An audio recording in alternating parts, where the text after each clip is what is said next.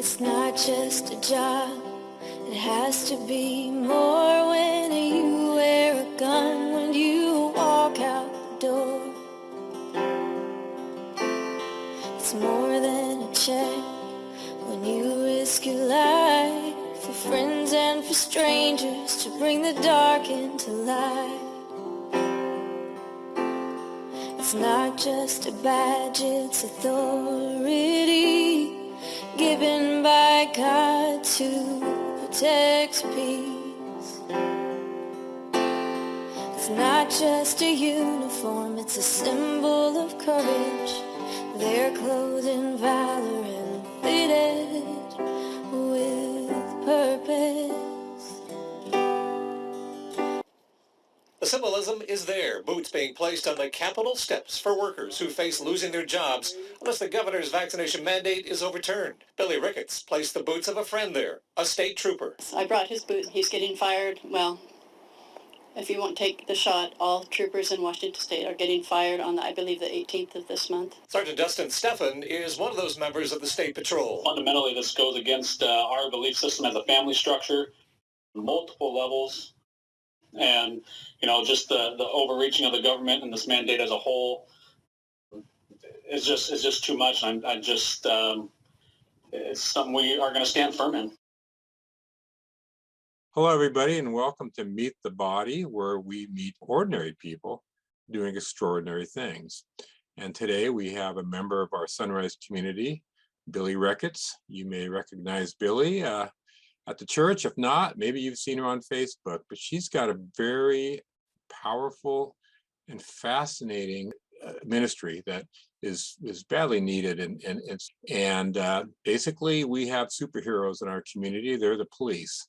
And superheroes have superpowers. And I believe that Byllie here is one of the superpowers that she offers to the law enforcement community here in Snohomish County, her encouragement and her prayer. So hi, Byllie, how you doing today?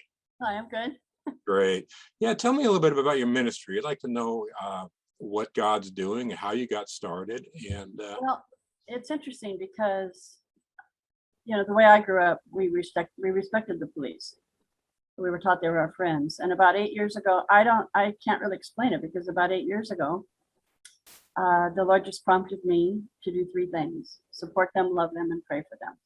And it was a little intimidating at first, because they can look intimidating. And I remember one of the first ones was a very tall, handsome young officer outside of the theater. And I was going to go pray for him.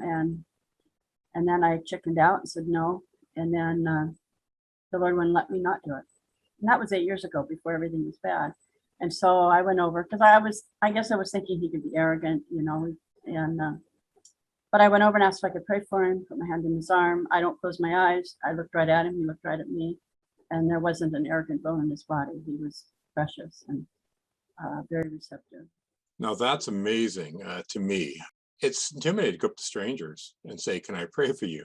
Is this something that you do? I mean, before this, with people at all, or is this something that was brand new for you? Not nearly what I am now. It's opened a door to boldness that I never had before. I mean, I've always liked to pray for people, but to walk up to someone like that, no, probably not. Okay. And of course, if that person's got a gun on Yeah, it does make it a little more on his intimidating. belt, that could add to the intimidation factor. So anyway, go ahead. So you basically, Well, and so I just, as time wore on, if I would see an officer and I could get to them, I would go ask if I could, first I thank them for what they do. That's important. yeah. And then as time gone on, it's like he's grown me in my ability to speak to them, speak to their heart. I tell them what God thinks of them. Actually, the last 2 years, it's been more intense, and my heart for them, I can't explain the heart that I have. It's gotten easier, and I'm no longer intimidated by all the gear. I see them, and my heart is warmed. My heart melts. And I see a car and my heart melts. And it's gotten easier, and they've been so receptive. But the thing that amazes me is they go through hard things, they go through traumatic things. That's still another thing the Lord told me. They get trauma just like someone in the service would get, but they live a 20-year career or more doing that. And I know I've interrupted them. I've probably caught them when they were exhausted, and they've never been anything but wonderful and warm and friendly. But the Lord told me they feel His love through me, and I believe that. I believe that's what they feel. It's rare for an officer to let their guard down when they're in uniform, Mhm. and I don't, but they always do. And I don't know, but it's God. It's not really me. So the first time you did it, first you said you were kind of scared. Mhm. You just got a little nudge, and you got a little burst of boldness. How did that happen? To step. Well, like I said, I started to walk over there, and I went, no, this is too. It was too intimidating, and I went back over to my friend. We were getting ready to go to a movie, and I don't know. I just like the Lord would not let me not do it. I just Right. knew that I had to do it. Yeah. So, and he was that they would work overtime at the theater, and he was standing outside, and that's been probably 8 years ago. Yeah. I have prayed everywhere. If I'm in Colorado with my daughter and I see an officer, I pray. Wow. But the main, I found out I have an area of authority, which is Everett. Hmm. If I get beyond that, it's not my authority. Right. I mean, Right. you can't pray for them individually, and God doesn't still do something. But Wow. Everett's my focus. I drive around Everett almost nightly, and I pray for them. And Oh, really? sometimes Wow. I break down and I sob Wow. because I feel their grief. And I actually shared that with an officer one day. I was at Fred Meyer. We were outside talking, and a lady walked behind us and made a derogatory remark about defunding. Oh my goodness. And he looked so hurt. And he said, what are they going to do when they need us? And my heart was broken for him. So I went over and asked if I could pray for him. And he let me. But before praying, and I'm very careful. I could get broken easy, but I swallow a lump in my throat. And because I know that men don't really like tears, especially a strange woman walking up to them. But before praying, it just so disturbed me that he had to hear what he heard. And I said, I want to tell you something. I said, I drive the streets of Everett and I pray for you. And sometimes I sob because I feel your grief. And I got really broken. And I stopped myself and apologized. But he was quite wonderful about it. And then I prayed for him. But in these 8 years, I've learned, well, God's opened doors with relationships, like the different ones I've seen more than once, what they go through. The public has no idea what they deal with on a daily basis. The threat to their lives. They've had acid thrown at them. They've had urine thrown at them. They've had rocks thrown at them. One officer was leaving work from the South Precinct one day, and a man was waiting in the parking lot, and it's a long parking lot, and he gunned it, and he slammed into him and hurt him. And then he pulled him out of the car and was beating on him while he was hurt, and other officers came. I mean, these are the things they face every day. They have to be they're on high alert. And one time I was praying for them and I felt a trembling. It wasn't a fear trembling. I was picking up what they were feeling. It's that constantly being on high alert and the stress and the tension. It does something inside your body. I mean, it's hard on your physical body to be under that kind of stress. You hear about the soldiers that go through that kind of thing, and they come home after, of course, it's very intense to be in warfare, but they go home and deal with the trauma. But you think of the policemen, and day by day, you got that burden that they carry. And well, I read a statistic that most of us have 1 to 1.5 critical situations we deal with. In a 20-year career, a police officer has like 800. oh my goodness, they say definitely need the prayers. The last 2 years has been way beyond. Wow. It's been mostly Everett police, but I saw a deputy up by Home Depot. He's off and on there. There's a lot of stuff going on with the homeless and that there. So, Right. I stopped and I pulled up next to him, and I got out of my car and I went over and I chatted with him a little, and then I asked if I could pray for him, and he very readily let me pray for him. I felt grief on him. Even after I prayed for him, I drove home. I worried It was after one of our, the next night we had a special service. So I thought, I'm going to go back there. He's a second shifter. So I went back there and he was still there. And I asked again if I could pray for him. And he said, I'd love that. And I've seen him several times. Well, then I had some leftover candy, and not enough for the Everett police, but I called the Mill Creek Sheriff's Department.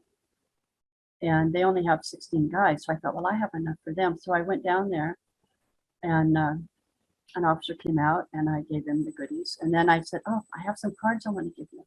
So he walked me to my car and I said, can I pray for you? He readily let me. He bowed his head and closed his eyes. And I said, well, you don't have to close your eyes. He said, I'm Catholic. That was cute. I laughed. But then, so I got through praying and I said, can I get a selfie? So he said, sure. So he grabbed another officer and he said, let's get one in front of one of our brand new cruisers, whatever they are. Mm-hmm. So the other officer took a picture of us. And then I said, I want your picture too. So they switched and he took a picture with me. And then he said, I really liked that prayer. Apparently he heard me pray for the other guy. Hmm. Said, can I pray for you? And he said he wanted me to pray. So he was asking me to pray for him. So I prayed for him. They've invited me to go to one of their meetings and meet all of them. And I'm just praying that I get a chance to pray for all of them. But it just gradually, God began to open one door and then the next door and then the next door. This is the Mill Creek Yeah. Department. Now I can't take on all of the Sheriff's Department in Snohomish County. Yes. But I can focus on the one in Mill Creek that's 16 guys. I mean, so I've been running into them. I found out if I drive around, this is for people, I drive around Home Depot over, By the church. and I'll see different ones. But God puts me in situations where, okay, yesterday I didn't see the one that I usually go to see, but there was another officer, but he was in an unmarked vehicle. I wouldn't have seen him, but he was walking to his car. So I stopped and said, can I give you something? And I gave him a bottle of water, a couple packages of nuts and some chocolates. And they're, but that's just another door. It looks like God might have opened for me. And it's, Yeah. Extending your authority, it sounds like, as you're faithful, well, when you show them your support, it's like I can, they talk about drawing on the anointing. Almost like there's a desperation in the rejection they've had and what they're going through. It's like I can feel them pulling on the presence of God because he gave me his heart for them. It's incredible. Yeah. The love that I feel for him, but I can feel them drawing on that. And Wow. some more than others. Thank you. Blessing. It blesses me. I mean, it's like having an extra purpose. I'm single. I'm retired, so I can drive around as much as I want and pray for them. Yeah. But it's given me a new boldness to pray for. I mean, I pray for waiters and waitresses frequently. Grandpa to pray for everything that moves. God gave you that call. So you find maybe at first people would look at you and there's probably been a metamorphosis from here's this strange lady to all of a sudden, oh, here comes Byllie. Is that happening now? Well, they know me more now. I mean, I've chased them down. I've chased them. I've followed them. I've stalked them. They work overtime at Fred Meyer. So sometimes if I see a car, I either put one of my little cards that I had made to honor them on their window. Okay. They'll wait a while. Wow. I carry chocolates around wrapped in blue. And I give them some chocolates and a bottle of water. I saw on one of the back the blue pages, an officer's wife said that sometimes they'll go 12 hours without a bottle, without water or anything. So I carry water. And, Wow. and then I met a deputy and thought, well, so I've been running into them more. So I bought some chocolate kisses wrapped in green. Yeah. I don't even know how to express how the reputation the media tries to give them, and it's wrong. I want to ask you about maybe a little trauma that you yourself faced in this ministry. Something happened in the parking lot one Wednesday at church. Can you share with us or what happened there? In my window? Yes, yes. Oh, yeah, well, well, Lori came by and said, "You know whose car this is?" I said, "Yeah, it's mine." She said, "Oh, it's been broken into." But we'd had a really wonderful service. When it ended, we sat in the presence of God. And so I went out, and my passenger side window was broken. They smashed it really hard. There was glass in my driver's seat, but I just made a decision. It was a wonderful service, and they're not going to steal my joy. No one's going to steal my joy. So I called the police, and they said, "You can fill out a report online." I said, "No, I want to see an officer." Because I knew it was nothing they could report. No one saw anything with the new laws. I knew they wouldn't be able to do anything. It was the only car that was broken into, right? They didn't take any, did they take anything? Well, I didn't think they did, but I later couldn't find my winter coat. Hmm. So I need to go buy a new coat. So someone just came in and I saw the glass a couple days later. It's like one of the, right in front of the church. Yeah. And it wasn't in a corner or it was off the side. Someone just brazenly came in and busted the window, grabbed your coat, left all the other cars So alone. they went through the dash, they went through the little side pocket. I did find what looked like a Swiss Army knife on my side on the floor. So I'm thinking maybe they wanted to steal it, but they got interrupted. Hmm. So whoever was doing security, I just figured they're probably thinking there's more chance of that happening in the back of the church. Yeah, it's well lighted. It's right in front. You got windows right there. Yeah. But I decided it was a test, and the officer came, and the church was wonderful. Kevin up everything. Okay, yeah. It was a night for it was the pastor's conference thing. One of the Right. guest pastors prayed for me. Yeah, I felt very taken care of, because my first thought is, how am I going to get this cleaned up so I can just drive out of here? Yeah. And they put plastic on the window, and but I decided I wasn't going to lose my joy, and I drove away. Well, a lady officer came, very sweet, and so I gave her chocolates and prayed for her. Was there anything else you'd like to add? The Lord's told you, or Yeah. fantastic. Over this time, the Lord has, when I pray, He's told me they're heroes. He's told me they're angels / warriors, but the warriors are weary. And when I tell them that, they nod in agreement. They're weary. They understand. But just 2 days ago, it's funny because I already love them. You don't have to prove anything to me because I know how they are. I know how wonderful they are. But he was kind of running through my head that the reputation the media would like to give them is illogical. And I shared this with an officer yesterday when I was there with Pastor Dan.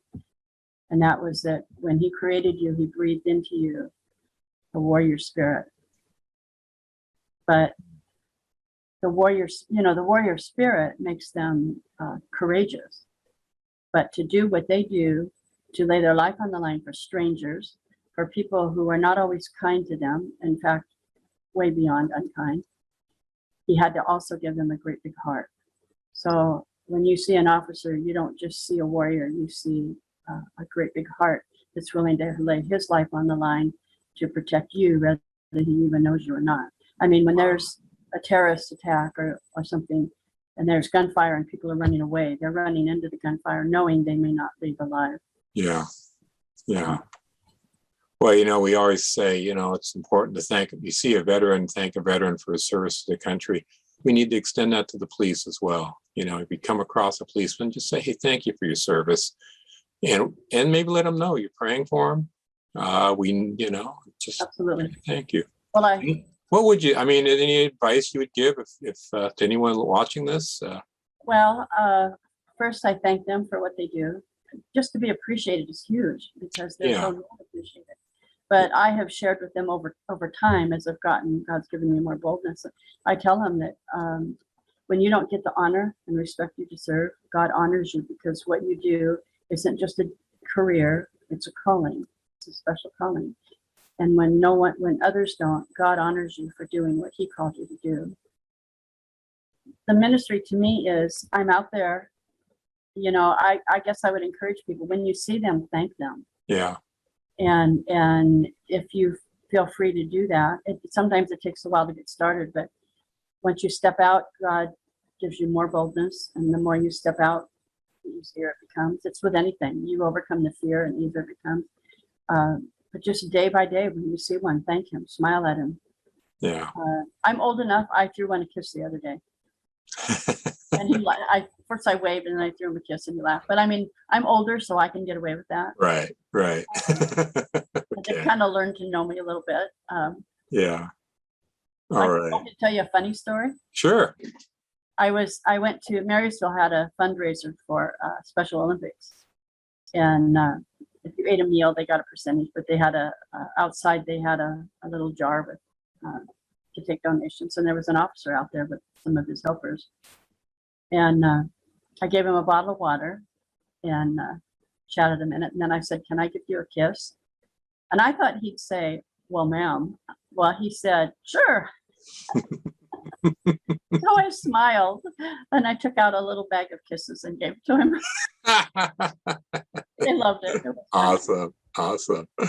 All right. Well, thank you very much. And we'll see you at church Sunday. Okay.